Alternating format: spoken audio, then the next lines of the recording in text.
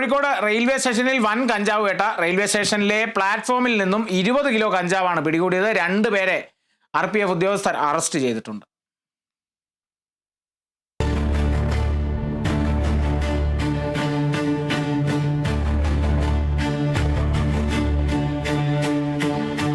Kozhikode railway സ്റ്റേഷന്റെ 2ാം പ്ലാറ്റ്ഫോമിൽ നിന്നാണ് കഞ്ചാവ് സഹിതം 2 പേരെ പിടികൂടിയത്. ഒഡീഷ സ്വദേശികളായ സൂരജ്, മാനമുതലി എന്നിവരെയാണ് RPFും എക്സൈസും ചേർന്ന് നടത്തിയ സംയുക്ത പരിശോധനയ്ക്കിടെ പിടികൂടിയത്.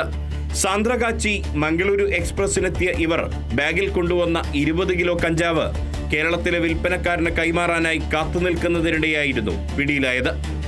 Kozhikode RPF inspector N Kesavadas, excise circle inspector T Raju എന്നിവരുടെ നേതൃത്വത്തിൽ ഓണത്തിന്റെ ഭാഗമായാണ് റെയിൽവേ സ്റ്റേഷനിൽ സംയുക്ത പരിശോധന നടത്തിയത്.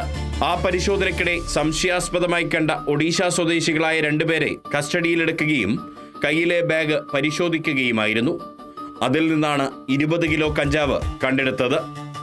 Kerala vision news, Kozhikode.